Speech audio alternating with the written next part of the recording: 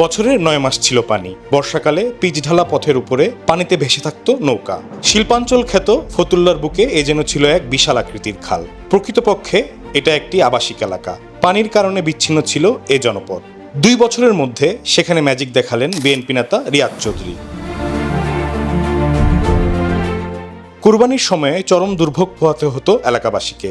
পানির কারণে বাড়ির নিচে বা সামনে কোরবানি দেওয়া যেত না, ছাদে নেওয়া হতো পশু।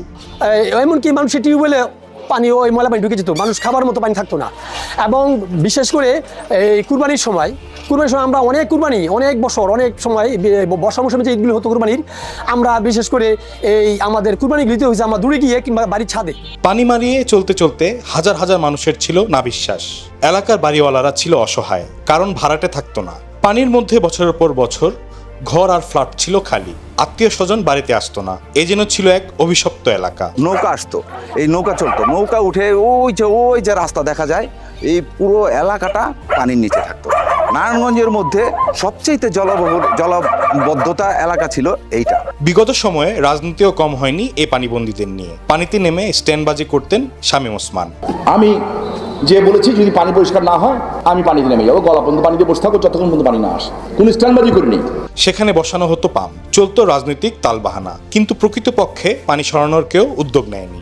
যে আমরা এখানে একটা কি জায়গায়, আমাদের আত্মীয় স্বজন যখন আসতো কেউ আমাদের এখানে আসতো না, বলতো যে এটা একটা কি জায়গায়, জলাবদ্ধতা, বাসা বাড়িতে যেতে পারতো না।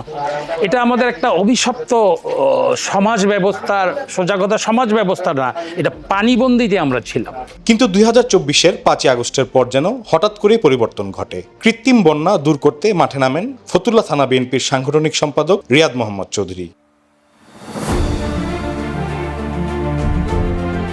ড্রেনেজ ব্যবস্থা, খাল খনন আর সড়ক উন্নয়নে মনোনিবেশ করেন। সরকারি সহায়তার পাশাপাশি নিজ খরচের উদ্যোগ দুয়ে মিলে বাস্তবায়ন। পরিকল্পনায় নাটকীয় পরিবর্তন ঘটে। অতিবৃষ্টি আর বর্ষণেও এবার নেই পানি জমে থাকার দুর্ভোগ। এ যেন এক মিরাকেল।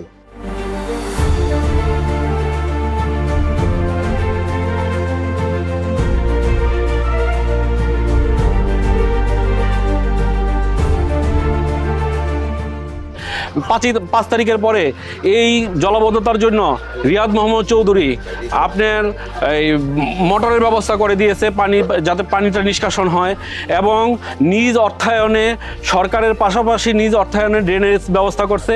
এবং এখন দেখেন এই রাস্তা আপনার এতটাই উঁচু হয়েছে, এই লালপুরবাসী আমরা অনেকটাই এতটাই আমরা উৎফুল্ল। ফতুল্লার লালপুর, পৌষাপুকুর পাড় ও আশপাশ এলাকাবাসী যেন এক অভিশাপ থেকে মুক্তি পেল। সে কারণে এলাকার হাজারো মানুষ এখন রিয়াদ চৌধুরীর প্রতি কৃতজ্ঞ। ফতুল্লা থানার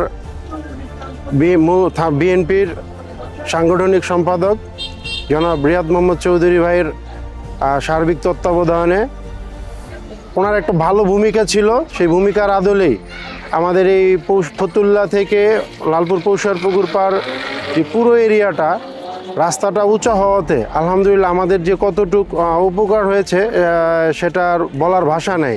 স্থানীয়রা বলছেন লালপুরবাসীর কাছে আশীর্বাদ হয়ে এসেছেন রিয়াদ চৌধুরী। রাজনৈতিক দৃষ্টিকোণের বাইরে মানবতার দূত হয়ে তিনি এসেছেন লালপুরবাসীর কাছে। বছরের পর বছর এক অভিশাপ থেকে যেন নিস্তার পেলেন তারা। তার কাছে গেলে আমরা এটার থেকে আমরা পরিত্রাণ পাবো। তো যাই হোক, আমরা সব মিলিতভাবে তাৎক্ষণিক আমরা রিয়াদ মোহাম্মদ চৌধুরীর কাছে যাই। রিয়াদ মোহাম্মদ চৌধুরী তিনি আমাদের আশ্বস্ত করেন যে আপনারা চিন্তা করবেন না, আমি আপনার পাশে আছি, আপনাদের পাশে আছি, এবং সরকারি ফান্ডের থেকে না হলেও আমার নিজের অর্থায়নে হলো আমি এই এলাকার পানি মুক্ত করবো ইনশাল্লাহ।